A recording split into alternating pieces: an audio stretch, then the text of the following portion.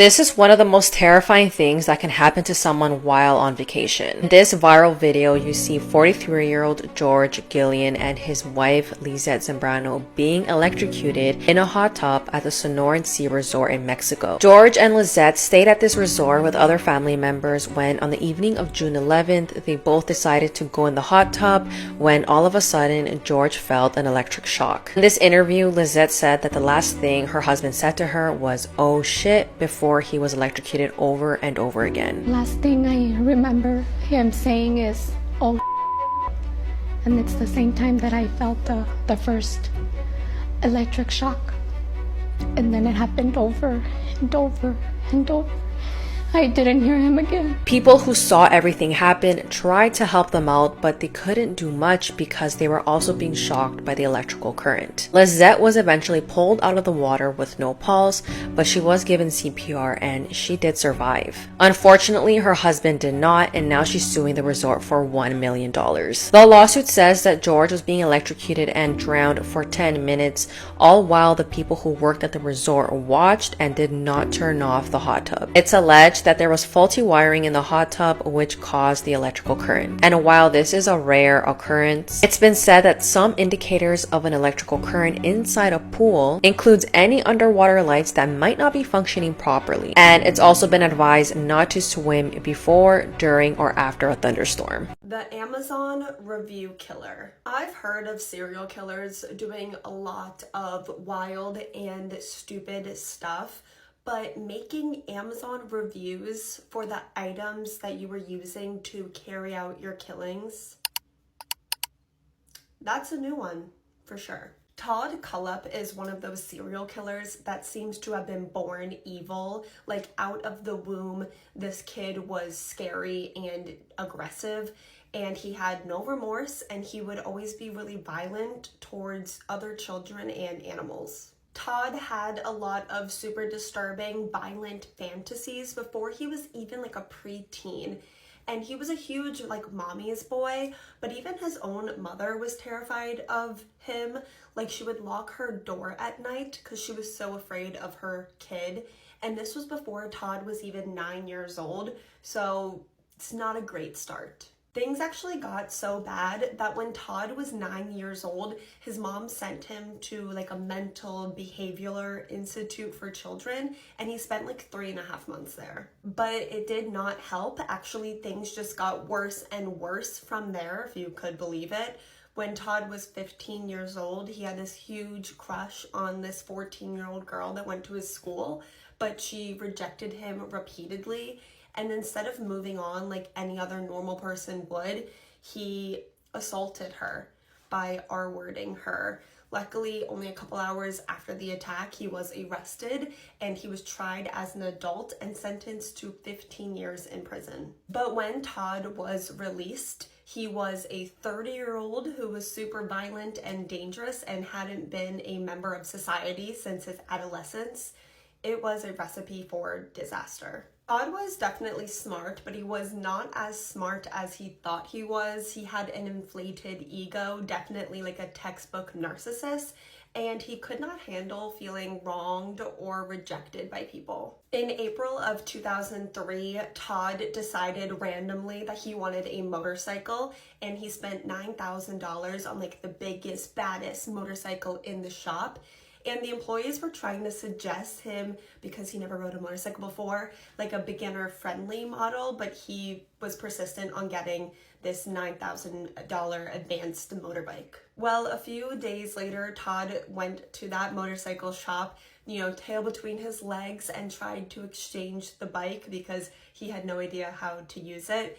And Todd claims that the employees at the motorcycle shop ridiculed him, pretty much laughed in his face and made fun of him. So at a later date, like 6 months after this, Todd decided that he was going to seek revenge on the employees of this motorcycle shop, and he returned and shot and killed all of the employees at the shop. The 4 victims that day were Scott Ponder, who was the owner of the shop. He had a pregnant wife at home and tragically never got to meet his child. His mother and the bookkeeper of the shop, Beverly Guy, who who never got to meet the grandchild that she was so excited for, Brian Lucas, who was a manager at the shop and he left behind a loving wife and 2 children, and Chris Sherbert, who was a young mechanic at the shop. He was described as being the sweetest person you would ever meet, and he really loved to tinker and fix things. Tragically, that crime would go unsolved for the next 13 years as Todd continued to steal people's lives. Despite being on the registered SA offender list, Todd could really manipulate people. He started his own real estate business and was unfortunately really successful at it and made a good amount of money. Todd had his house, but then he also bought 95 acres of land in the middle of nowhere where he created this like fortress compound for crime. He bought all of like the supplies for this like fortress on Amazon and then would make like public Amazon reviews with his intentions for these products. I'm gonna put them on the screen now, pause to read them. Johnny and Megan Coxey were a married couple who were down on their luck. They had their own struggles for sure, but were actively trying to better their lives for themselves, but also their child at the time that they met Todd Cullip. Todd was this successful man that offered the 2 a job, and upon luring them to his fortress, he immediately unalived Johnny in front of his wife Megan, and then he forced Megan into a shipping container that was on his fortress where he kept her there for 6 days before stealing her life as well. This part of Todd Cullip's case really reminds me of the killer in the show Dexter New Blood, which was like the spin-off series from Dexter. It's a rich man who offers to help young people who are down on their luck by luring them to his secluded property, offering them a job, but then held them hostage and then unalives them.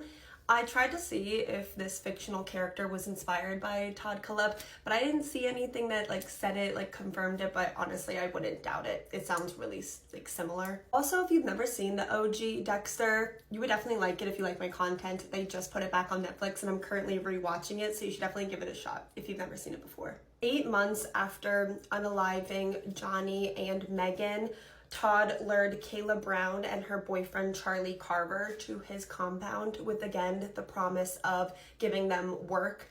This couple had just recently moved in together and, you know, there's a lot of expenses doing that, so they were just looking for a little bit of extra money. But again, immediately after they got there, Todd shot and unalived Charlie right in front of Kayla, and then he locked her in that shipping container again. He actually shackled her by like her neck and her arms and her feet, and then he locked the shipping container with 5 padlocks and kept her in there for over 2 months. While in captivity, Todd would tell Kayla that eventually Stockholm Syndrome would kick in and she would fall in love with him, and his plan for the 2 of them would be that eventually she'd want to like kill people with him. He wanted them to kill his girlfriend that he had been seeing, having an affair with, because I'm pretty sure she was married for the past 10 years. And then after that, they would run away together, be like a Bonnie and Clyde partner in crime, like killing couple together. But the longer that Charlie and Kayla were missing, obviously their loved ones got more and more concerned. So to try and like outsmart them, Todd used Charlie's cell phone and posted on Charlie's Facebook page to try and prove that they were fine. But Charlie was not a Facebook person. He never used Facebook. So Charlie, out of nowhere going missing and then posting on Facebook all the time, actually raised more red flags than if Todd never made those Facebook posts in the first place. And this actually led to Todd's downfall. Todd thought that he was this genius that could outsmart everyone, but somehow did not realize that you could track a cell phone right back to his stupid little compound. So police got search warrants for not only Todd's house, but his other property where he was keeping Kayla at the compound. Todd was at his like actual house when the police came to him, and he let them in like no problem because he had nothing to hide there. He had no idea that a whole other set of like police officers were at his other property finding Kayla at the exact same time. There is body cam footage online available of them finding Kayla. I'm not going to include it in this video because like She has like shackles around her neck. It's just not something I'm comfortable sharing online, but I am gonna include some audio now of them finding her. Before they even took the shackles off of Kayla, she's telling like them everything that Todd did to her and Charlie, and the strength in her voice is something I find so admirable after everything she had just been through. Todd Kohlhepp shot Charlie Carver 3 times in the chest, wrapped him in a blue tarp, put him in the bucket of the tractor, locked me down here, and I never seen him again. I am going to show some body cam footage of Todd learning that they found Kayla alive, because there's something satisfying realizing that like he got caught when he thought that he was some like genius mastermind who didn't even know how cell phones worked. We have Kayla in your property. She was locked in a container. Okay? Okay, why'd you lock her in a container in your property?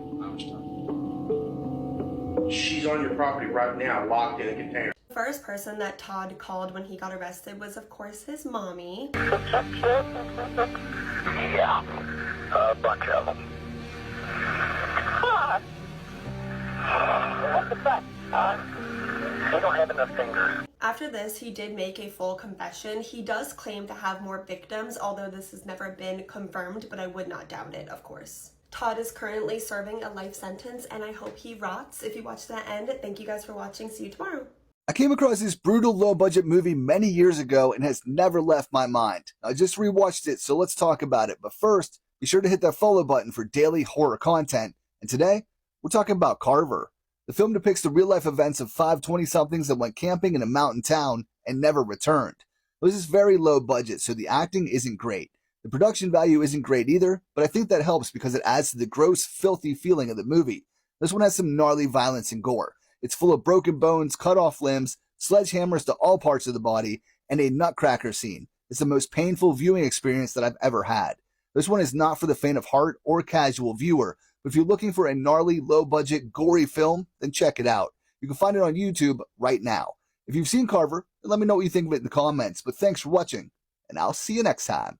Beetlejuice is not trying to marry or romance Jenna Ortega. I feel like I am about to lose my mind. It is so clear that Beetlejuice is using this opportunity all of these years later to still try to marry Lydia. The very first thing Beetlejuice does when he sees Lydia is grab her by the face and say, "I'm going to make you so happy." We also see before he is summoned to the land of the living, he still has a picture of Lydia on his desk. It is weird that it's this old picture of her from when she was a teenager, but you know. We even see Beetlejuice and Lydia in a chapel where they have a wedding cake with Lydia still on top of the cake in her original red wedding dress from the first movie. And as if that wasn't enough, we even see her in her red wedding dress in the modern day. But I have seen so much speculation that he's going after Astrid, and I just do not think that that's true at all. I realistically see Beetlejuice like threatening Lydia, like, "Oh no, if you don't marry me in your grown age, then I'm gonna marry your daughter." But I am genuinely so excited for Beetlejuice, and I think it's really well named. Perfect for a trilogy, but I doubt we'll get that. Deku has officially retired. My Hero Academia chapter 426 spoilers. So as y'all can see right there on page 15, Deku has officially retired. And he is actually working at a fast food station as well. This is what he does for income. All My Burger number 25. Who's this food for? Bro really went from gear shift to night shift. I did not think that Deku would really go out this sad. That's actually crazy. This is the tragic story of Japan's dark web murder. On August 17, 2007, an unemployed 40-year-old man was browsing the dark web and decided to post on a shady messaging board. He apparently posted, "I'm so poor that I want to rob someone," on a website called Dark Employment Agency, or Dark Friends. He said he wanted to recruit others to help him commit a robbery, but it would go much, much further than that. 3 men who were desperate for cash responded, but only 2 of them would help commit one of Japan's most disturbing murders. Because their first robbery attempts failed, they decided they needed to kill their next victim to stop them from going to police. On the night of August 24th, they hopped into a van and waited for a woman walking alone, and at 10 p.m. they spotted 31-year-old Ria Isogai. One of the men approached her, pretending to ask for directions before forcing Rhea into the van. They handcuffed her, threatened her with knives, and demanded to know the PIN to her credit cards. One of the men tried to R-word her, but the other two stopped him, and that's when Rhea tried and failed to escape the van. Around 1 a.m., she was strangled and bludgeoned to death by a hammer approximately 30 times. After dumping her body in a forest, they tried to withdraw all her money from an ATM, but Rhea had given them the wrong PIN number. The men said they were going to keep robbing and killing random women later that evening, but one of them was so scared about receiving capital punishment, he confessed to police and turned himself in. Konda was the only one sentenced to death for Rhea's murder. But Hori would also be put to death when police learned that he had also murdered a married couple back in 1998. This woman got 0 prison time after stabbing her boyfriend 108 times. In 2018, 26-year-old Chad O'Melia's life was savagely taken in his apartment in California by his girlfriend. 33-year-old Bryn Spetcher says that on this day, she was tricked by Chad into smoking a highly potent strain of marijuana, which caused her to go into psychosis. She says that she remembers immediately walking into the kitchen and grabbing several knives and stabbed her dog before going after Chad and taking his life. Bryn then turned a knife on herself and attempted to take her own life before police arrived. And authorities also said that it wasn't easy restraining Bryn and that the taser didn't even work on her. Now, Bryn's defense argues that she reacted this way because she only smoked less than 6 times in her life, which that combined with the high potent marijuana explains why she took her boyfriend's life. Bryn ended up only receiving just 2 years of probation, 100 hours of community service, and no prison time. What happened to EDP-445?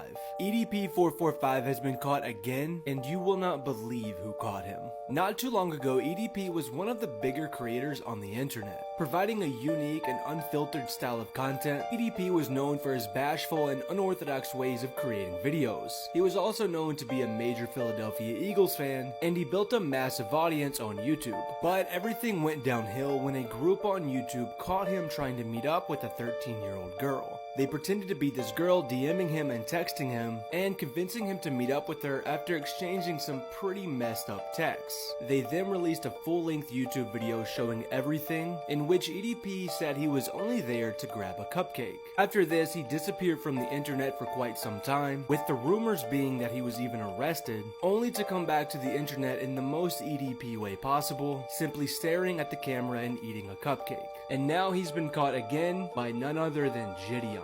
Like and follow for part 2.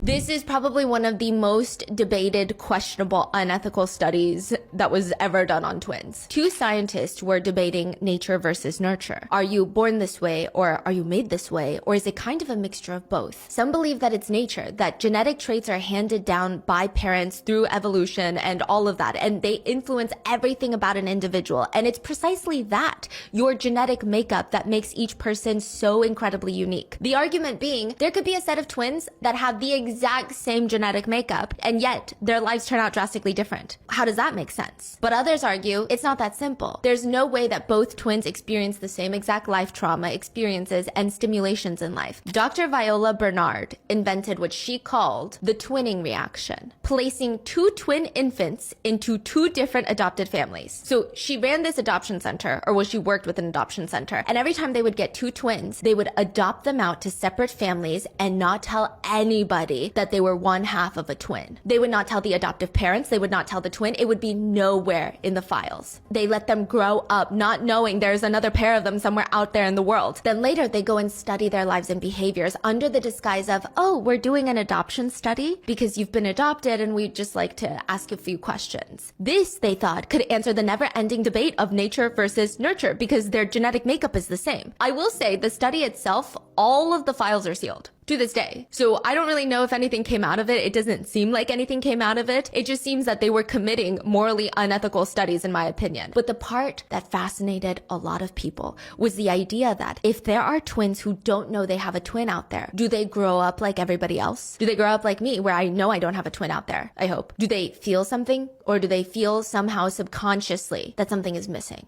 One unwilling participant in the study, Doug, his dad explained, Doug just always had this anger that revolved around the fact that he always felt that something was absent from his life, and he just could never put his finger on it. Doug would be reunited with his twin Howard, and they realized some eerie coincidences. They got married the same year. They had kids the same year. Both their kids played the same sports, and additionally, both their kids had the same number jersey assigned to them, number 2. They both had similar eating habits. They don't like condiments or sauces on their food because they, quote, had no use for them. So it's very strange. It's like they both felt like something was missing, and they both kind of lived parallel lives. The study itself resulted in 2 self-exits, and it ruined a lot of people's lives because once they found out they had a twin, it just was unbearable. Really? To know that a lot of them did discuss how they just felt empty their whole lives. They didn't understand how other people felt complete.